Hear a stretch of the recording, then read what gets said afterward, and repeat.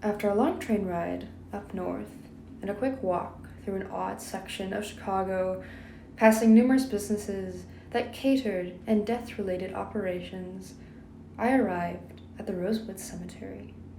Such occasion should only be enjoyed with the finest of company, and earlier that week I asked a boy I had been going on dates with if he wanted to go to this cemetery.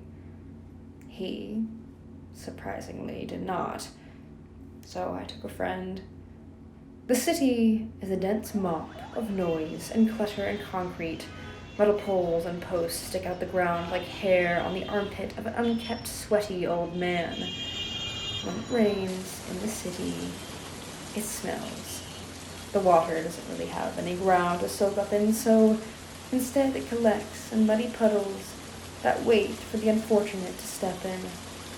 Piss, sweat, muck, toilet paper, toothbrushes, toenails, mystery goop, God only knows what collects on the wet slabs of concrete that make up the sidewalks of Chicago, acting as bacteria pads, because no matter the weather, we will always be reminded of how disgusting we all are.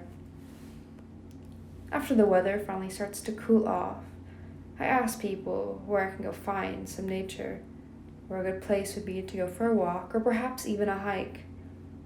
There are parks, I was told. Parks were not what I was looking for. Patches of grass, occasionally bearing trees that were pissed on both by dogs and humans alike. The city makes me uncomfortable.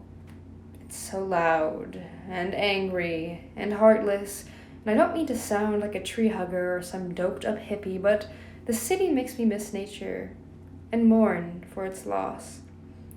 I miss the smell of fresh air. I miss the rain during the summer. It's unnatural here. It's been hard for me to fit in here, to find things that feel familiar and easy to connect to. I want to love the city, but still, I feel like a tourist. Graveyards are supposed to be creepy. They're full of dead people, and dead people are creepy, or at least we are told so. Graveyards are not a place for a hot date or a romantic outing. Well, I guess it depends who your date is. Graveyards and cemeteries are places that are visited rarely, or at least we hope, and places that we don't tend to find that fond. When I arrived at the cemetery, the first thing I noticed was its similarity to the cemetery that was in my hometown, besides the massive, architecturally impeccable graves with a pond. It was so familiar, and for the first time I could find myself relating to something. I like going to graveyards anyways, but I felt so oddly calm. I wasn't worried about the threat of a random man on the street, or those annoying people in orange shirts that try to stop you and ask questions.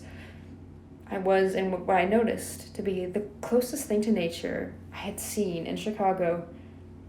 The trees were huge and old, uprooting some of the unluckier graves.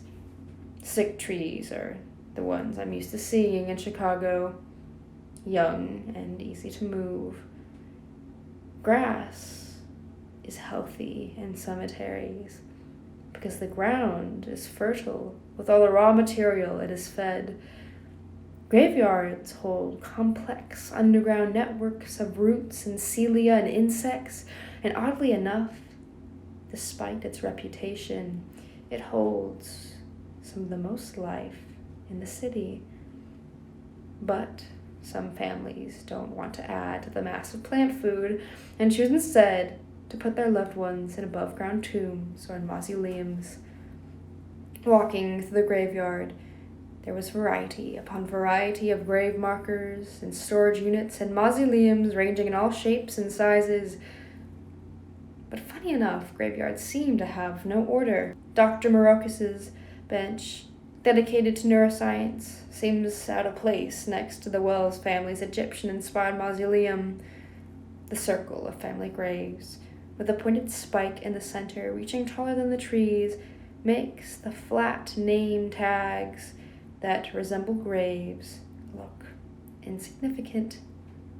Deers Lambs, naked women, crosses, tree stumps, models of a nucleus carved into stone or molded in metal steel sit on their owners' graves, each odd and alluring in their own way. There were graves that were so old and uncared for that they'd been grown over, and the surface, which once held names and dates, had been wiped away with time. The person who the grave marker was made for, forgotten. When I was standing in that rather large cemetery, watching random cars, usually old people inside driving up the pathways, likely there to visit graves with names that they were familiar with, I wonder, what will my grave look like? If I even have one, where will it be? What will it look like? Will people visit it? I hope they do. I mean, when I'm dead, I won't really care because I'm dead, but for now, all I can think is, when will people at my grave get grown over? When will my name get rubbed out over time? When will people forget who I used to be?